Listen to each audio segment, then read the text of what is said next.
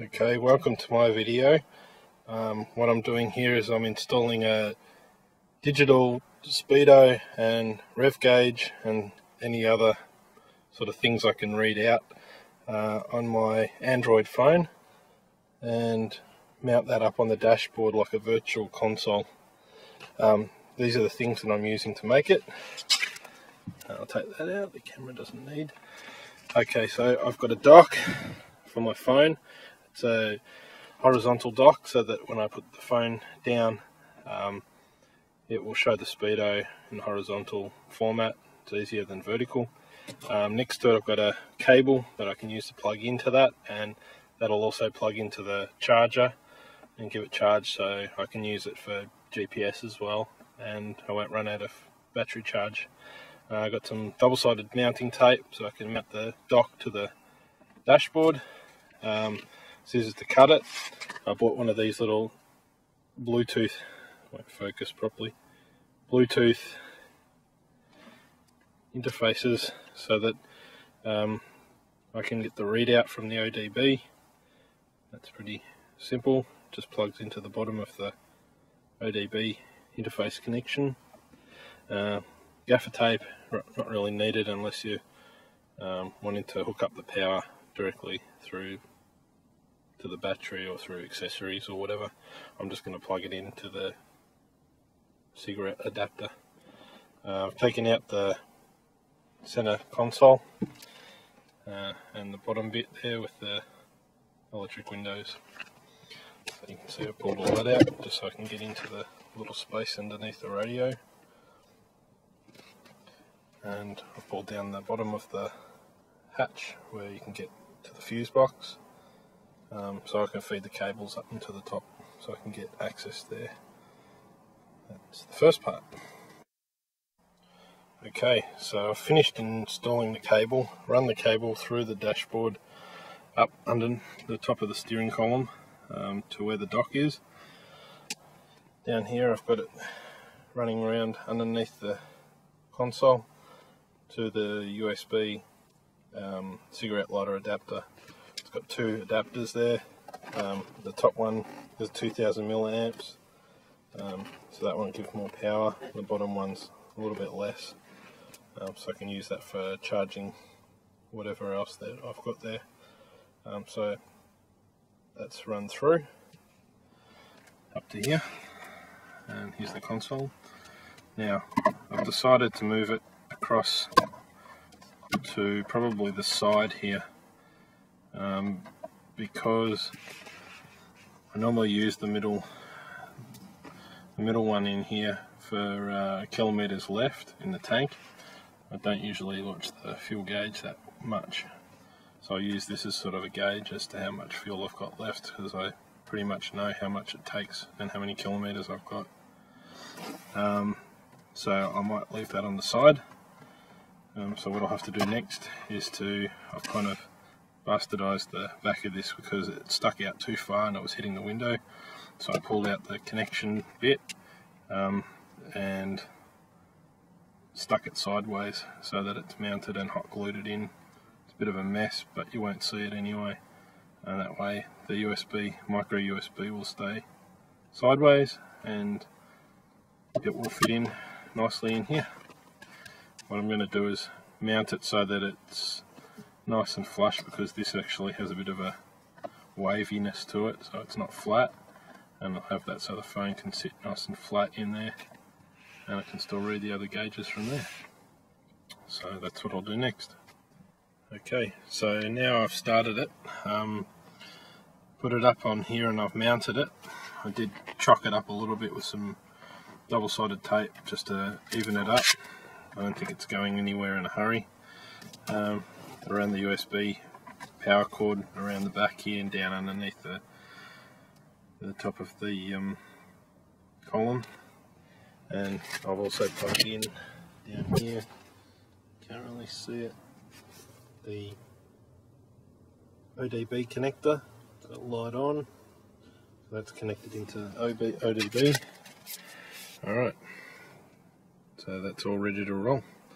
I'll crank up another video in a sec and show you how it's all working. Okay,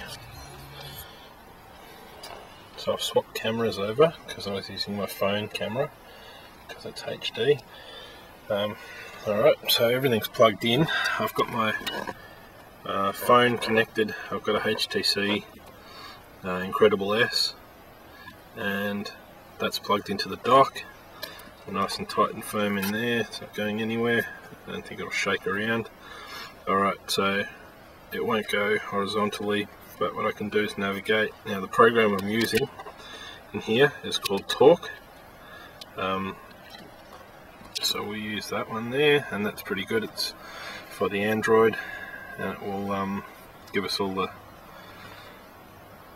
stuff we need. Okay, so that will come up and gives you all the real-time information. You can also check engine fault codes with it, and you can do some other bits and pieces, which is pretty handy. Alright, so in here you can see the car, it's waiting for the ODBII signal. So what I'll do is I'll crank on the accessories, and that'll give me some charge in the battery, and it'll also connect to the ODBII and pair that up with the Bluetooth. Alright, so we'll crank this in, and that'll bring up some menus, and turn sideways, and it will connect, and it also connects to the ECU and also the GPS, and it uses its internal compass, and it also uses the accelerometer that it'll use for, it can use that data as well as the data that's coming off the ODBII. Crank that back into park. Alright, now you can set up different custom dashboards. This is one of the ones that comes with it. I've set up a theme for blue dials. You can set whatever dials you like. It's only because I've got blue dial in my car and I've got blue LED set up in my dashboard.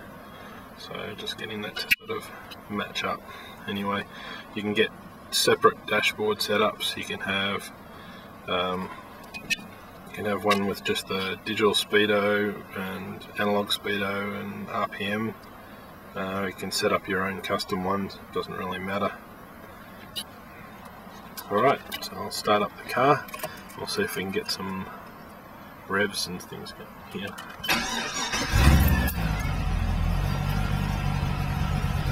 Alright, so that's cranked up. So as you can see, there's RPM. Speed's not showing, obviously.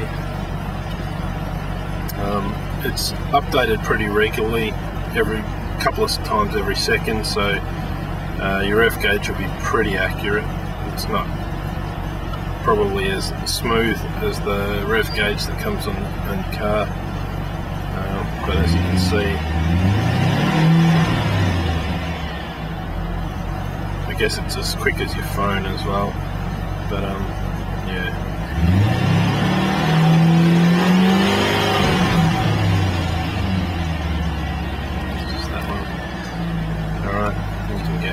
Roll meter, obviously that's good if you've got four-wheel drive and stuff like that. I don't have four-wheel drive, but if you're going off-road or whatever, you can set up some cool dials like that. These ones I find are probably too small to read. I'm pretty blind. You can set that up if you're doing some racing. You can do 0 to 100 times or quarter mile times, or yeah, a few other bits and pieces in there.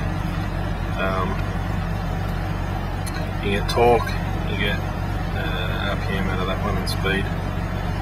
I find that I wanted to install this originally because when I've got the steering wheel in the down position, which is the way I like to have it connected, and I'm driving along, I find that when I'm driving along and I go over 60 k's an hour, I find it hard to read the dial. Between 60 and 120 or so, you can't really tell what's going on unless you sort of read the bottom of the dial. I got a VX without setting the police Speedo in here in the middle. I thought maybe I'll do it through the ODBII connection and on my phone. Another good thing about this is you can also set it up for GPS, so you don't have to just have it for that. You can also run navigation, maps. So if you're running, GPS, you can log that. It's pretty good. So giving you all indications that it's charging it as well. Android's known to chew through the battery pretty quick with GPS and all that going. So that's another alternative. So that's it. Pretty much get out of there. I'll go back into talk. And there's also a few other bits and pieces. You can record graphs and you can do tracking, road map view while you're in there. If you had this mounted up on the dash, you can also use the camera behind the phone to record real-time camera information as well as over dials. The dials overlaid on the screen at the same time. So that's pretty much it. That's my digital Android Speedo and a VX Commodore.